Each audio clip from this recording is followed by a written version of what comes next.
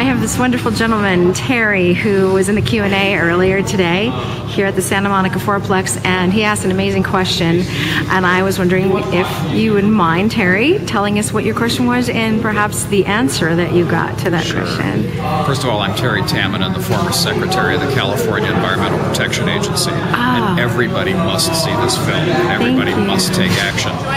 As you'll find from the film, it turns out that a lot of the economics that drives the slaughter is because of the captive marine mammal industry from places like SeaWorld.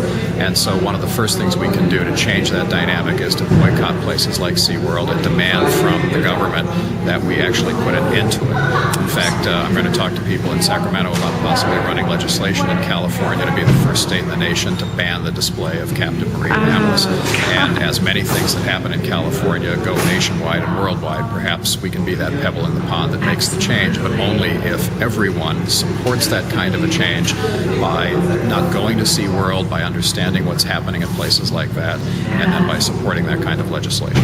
Absolutely. Terry, that's amazing. I didn't even know who you were before. Thank you so much for that, and we'll keep in touch. You bet. All right. Thank you. Michael, how are you? Good. Hi, how are you? Great. Michael, I was in the Q&A today after the screening, and I heard you say the most exciting thing, because my theme today, of course, is take action, and I was hoping that some people would be willing to share how they would be able to take action after seeing what they saw today.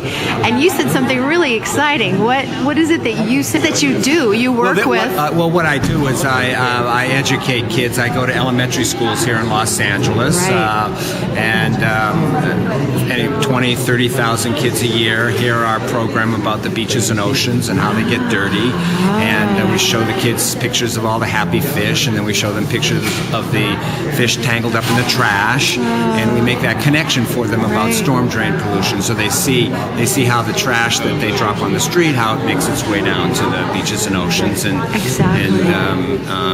tangles up the animals. So you have your own. You're not really a teacher or anything per se, like in a school, but you go around to many schools.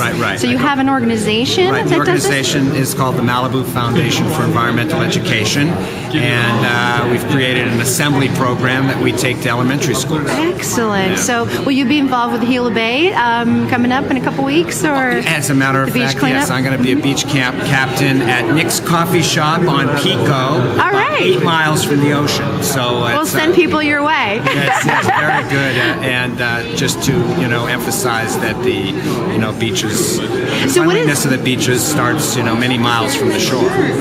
Absolutely. And so what has been the reaction in the schools as far as what you're doing? I mean, have they accepted you openly when you knock on their doors and say, look, this is what I have, this is what I want to do? Can I tell your kids the truth? Well, yes. I mean, I've presented this assembly to over 1,000 schools and about 500,000 kids, so it's a very easy ask. How long have you been doing this? 16 years. 16? Yes. Here in California only, or?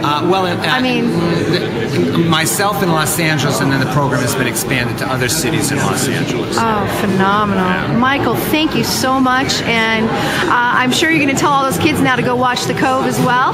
Well, I think what I'm going to talk to the producers here of The Cove and see what kind of pictures I can incorporate into my presentation. Yeah. It might begin that conversation of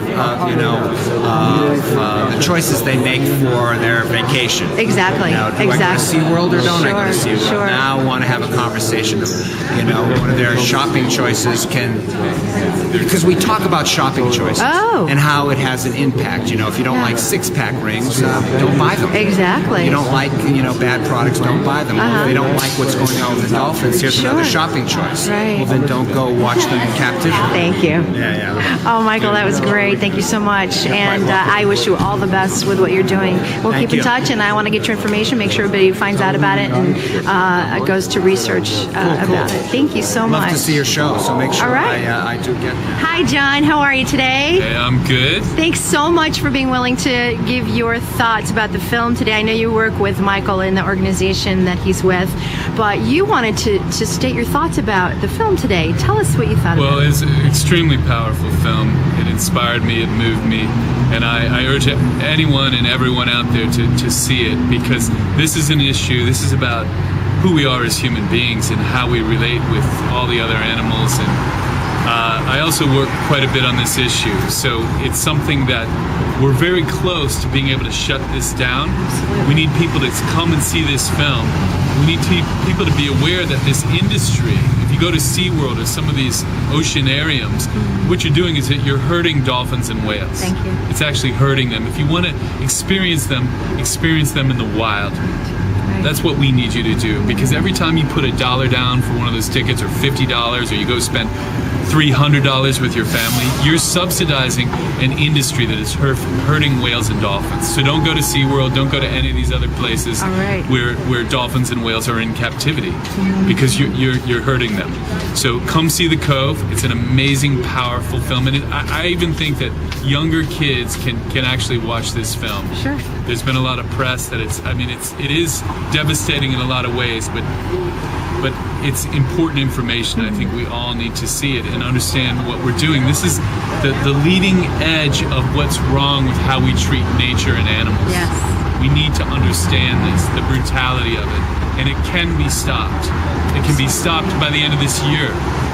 Well, and you've already seen what a difference Rick's presence has made over in Japan, that the dolphins aren't being killed.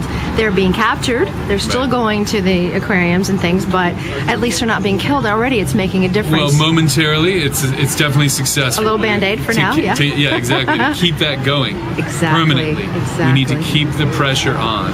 And just, this is one of those things where when you expose it, people are outraged. Sure. And what this film does is it exposes it, and it does it in a way that is incredibly entertaining, and it really draws you in. So for those of you who don't know much about the issue and you just want a great experience in a theater, if you like, it's kind of an eco-suspense thriller, come out and see the film, and you'll be moved and you'll be activated by it. John, quickly, thank you so much for expressing all those thoughts today, and we look forward to seeing you around here again, All right, with friends and family and things. Thank you. Okay, bye-bye. Okay, take care.